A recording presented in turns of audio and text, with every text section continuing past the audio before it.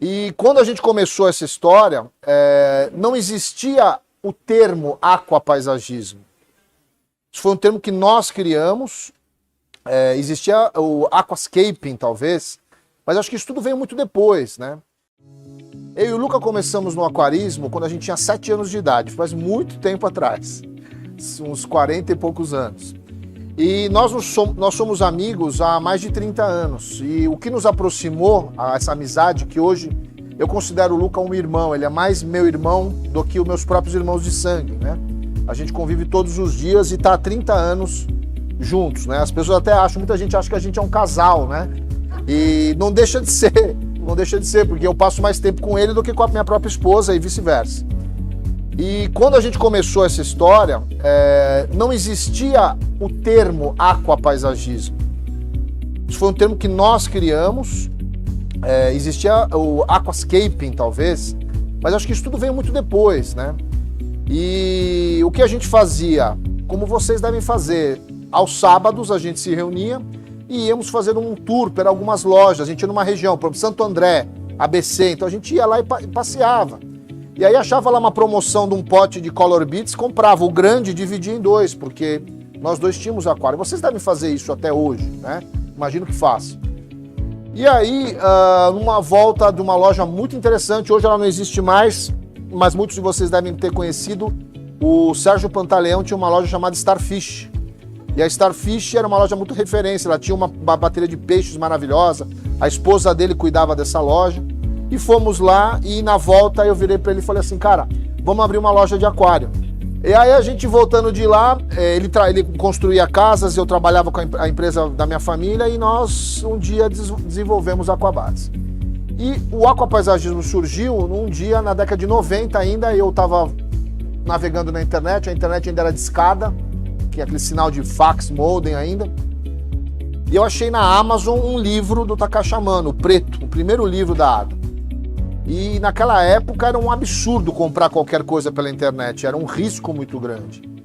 Mas eu era mais jovem, era mais impetuoso, fui lá, meti o cartão e comprei o livro. Quando o livro chegou, primeira coisa agora que eu abri aquele livro, esse livro não tem precedentes, até hoje eu acho um livro maravilhoso. Ele me emociona até hoje quando eu abro esse livro.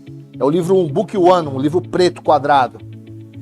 E aí eu liguei pra ele, eu morava com a minha mãe ainda, tava na casa da mamãe, eu falei, Luca, vem pra cá que eu tenho que te mostrar um negócio, porque a gente era muito tarado por aquarismo. E o nosso amor veio ali, daquele livro. A gente folhava aquele livro e ia ficando cada vez mais encantado. E eu sou descendente de japoneses, eu sou mestiço, né? Eu sou vira-lata, brasileiro mesmo. Então meu pai é italiano e a minha mãe é japonesa. E vocês podem ver que eu me comunico como italiano, mas eu tenho uma conduta muito japonesa. Quem me conhece mais sabe que eu sou... Tanto que os meninos me chamam de sensei, porque eu tenho uma conduta muito marcial com as coisas, né? E o Luca, na verdade, ele é mais japonês do que eu. Vocês veem que ele fala bastante, né? Ele é comunicativo, assim. E é por isso que esse casamento dá certo. A gente é unido pelo amor que a gente tem pelo outro, pelo respeito que a gente tem pelo outro. E foi aí que a gente foi conhecer o Takashi Amano no Japão. Essa história eu gosto muito de contar do Luca, porque mostra muito o que o Kleber falou dele, o caráter do Luca. A gente não tinha dinheiro, a gente estava começando a Aquabase, a gente não tinha dinheiro, e a gente só tinha dinheiro para ir um só para o Japão. É muito caro ir ao Japão. É muito caro, né? E ele falou assim, então se tem uma pessoa que tem que ir para o Japão, se é só um de nós, vai você. Porque você é japonês, você descobriu isso, você tem essa coisa no coração aí dos seus ancestrais e vai você. Então isso foi muito legal. Eu fui com dor no coração. Naquela época a gente não tinha WhatsApp, não tinha nada, eu não podia compartilhar com ele estar lá. E aí foi um saco para ele quando eu voltei, porque eu fiquei um ano inteiro falando, né, Lucão? Você precisa ir pro Japão, a gente precisa ir pro Japão. E nós economizamos 2 anos de dinheiro e em 2010 nós fomos os dois pela primeira vez. E eu já conheci o Amano naquela época, né, no ano anterior que eu fui. E o Amano, quando nos conheceu, ele sentiu que a gente tinha uma diferença. Que a gente era diferente dos demais distribuidores. Até então a gente não tinha nenhum negócio com o Amano. Participamos, tivemos a oportunidade daí de virar o representante da ADA no Brasil, né? E é uma camisa que eu visto com muito orgulho. eu e o Luca, a gente não é importador, a gente não tem essa expertise, a gente não tem essa capacidade, a gente é comerciante, a gente faz o que gosta, né? Como o Ed falou, para nós não é nenhum sacrifício, a única parte ruim da gente estar aqui é a que deve ser ruim para vocês também, é não estar com a família, que a gente ama muito as nossas famílias, mas estar aqui com vocês é muito prazeroso pra gente, porque a gente está fazendo o que a gente gosta. Isso gerou a necessidade da gente importar os produtos. A gente trouxe uma vez sozinho, né, Luca? E foi muito complicado, a gente não gosta desse negócio de comércio exterior, trabalhar com o governo é muito complicado.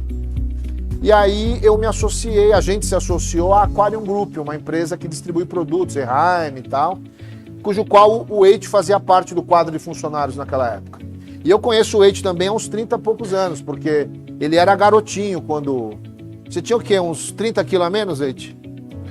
Nós, né? Nós. Eu tinha uns 50 mesmo. Bom, e aí a gente fez uma parceria muito legal com a Aquarium Group. Ela terminou o ano retrasado e o Eite já estava nessa empresa atual, que é a World Trotter. E nós, como a gente interrompeu as atividades com a Aquarium Group, a gente pensou como a gente pensa em tudo no que a gente faz na vida. É olho no olho, essa energia que a gente tem aqui é o que me motiva a estar aqui. Então eu falei, nós somos atrás do Eite, porque ele é o cara que a gente confia. E eu falei, Eite, você tem interesse em trazer a Ada de novo? E ele falou sim. Então estamos aqui hoje graças a esse monte de coisa que aconteceu. Durante a apresentação do Luca, eu quero estar à disposição, porque o Luca ele fica muito entretido fazendo. Se vocês tiverem qualquer dúvida para ele, façam para ele.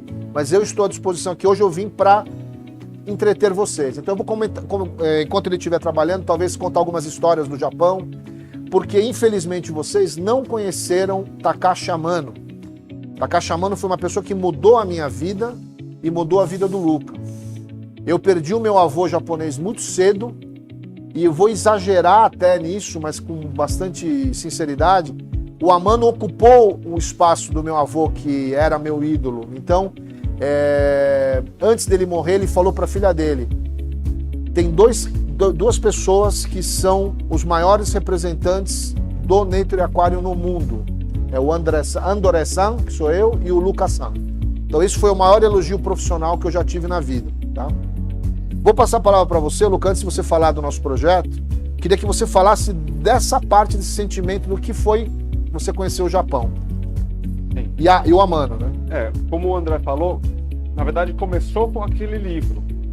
Folhear aquele livro, a gente passou a tarde inteira, o horário passou... Ele jantou lá, e a gente ficou conversando. Ficamos impressionados com aquela obra.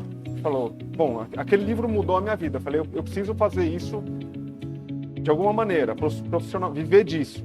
E as coisas foram caminhando e acabou dando certo. Hoje a gente tem esse privilégio de viver de um antigo hobby, né? Então isso é muito legal. E estar no Japão, viajar ao Japão modifica qualquer pessoa. Seja ela um médico, um arquiteto, um designer, você estar naquele país, você aprende em cada esquina. É com o povo, com a educação, com o respeito do povo. Então, um conselho que eu dou, quem puder economizar, ir ao Japão antes de morrer, vá, porque é uma experiência. E depois conhecer a Ada, o gallery da Ada, estar num seminário da Ada, aprendendo diretamente com o Takashi Amano. Isso foi uma experiência assim que também acrescentou muito à nossa experiência profissional.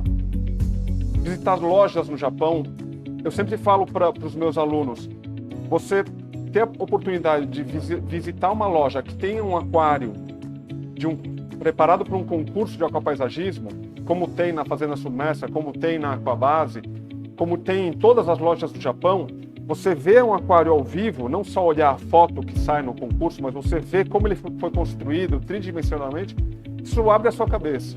E eu voltei do Japão encantado, e de lá para cá foi só aquapaisagismo. As pessoas falavam, não, uma loja especializada só em aquapaisagismo não vai dar certo, é muito nicho demais, isso aí não existe ainda no Brasil, mas a gente foi meio que cabeça duras e apostamos nessa paixão nossa.